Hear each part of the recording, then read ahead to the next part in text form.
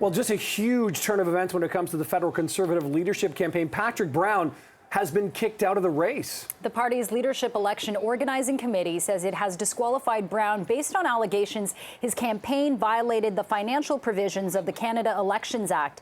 The committee says at this point, Brown's campaign hasn't satisfied its concerns about complying with the Elections Act. The party says it will be sharing the information it has gathered with Elections Canada. All right, to talk more about this, let's begin. John Capobianco, Senior Vice President, Senior Partner at Fleischman Hillard High Road. John, thanks for joining us here.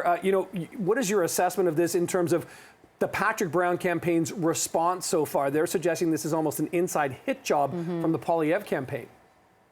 Well, this is precisely not what the party wanted to have, especially at this stage of the leadership campaign, where we're in the sort of the midway point, the persuasion phase, if you will, of the leadership campaign. So this is obviously something that they're obviously want to avoid.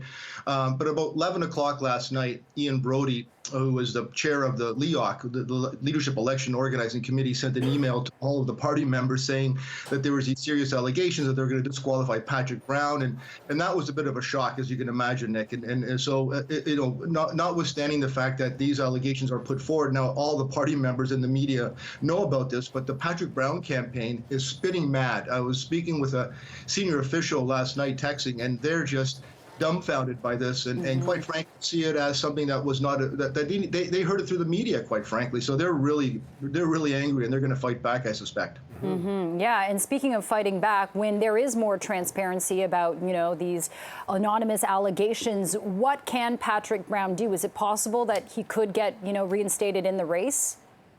Well, that's an interesting point, because I think, they actually mentioned the word disqualify. It's not suspended or pause based on an investigation. This is adult disqualification. So I can't see how they would be able to come back from this. And because of the fact that this is already out there and there's allegations that something went wrong and that he's now out of the leadership race, that affects a lot of the dynamics of this leadership race, because obviously Patrick was one of the top three candidates in it. So whether or not there's an investigation, whether or not, I know that the Patrick Brown campaign is going to have their lawyers look at this and try to do something, but apparently what was going on was LEOC, this organizing committee, went to the Patrick Brown campaign a number of times to get information, and apparently some information was given, some was not. So I don't know what the actual dynamics there was, but I think this is hard to come back from. But I'm sure that the Patrick Brown campaign will not sit idle by to see these allegations. And of course, John, we've seen comeback stories from Patrick Brown very specifically just in the last several years. You don't have to look too far back on this, but it's also not the first time Patrick Brown has dealt with sort of whiffs and rumors of allegations of sort of, there's been ballot stuffing rumors, paying for people's, signing up for memberships and then maybe not necessarily being all there. I've spoken to enough conservative insiders who've sort of talked about this before. Is there an internal campaign in the party that is anti-Patrick Brown?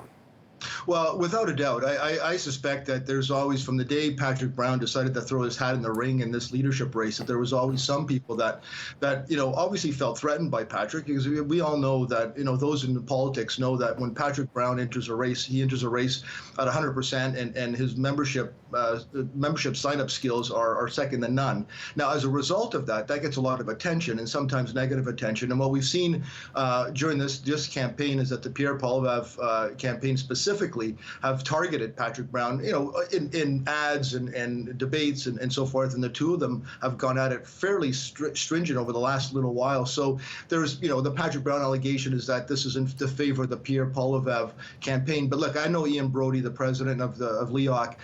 He was a former chief of staff to Stephen Harper, a man of integrity, and he wouldn't be doing this unless there was some level of investigation or evidence. But this is not you haven't heard the last of this, I don't think, Nick. Yeah.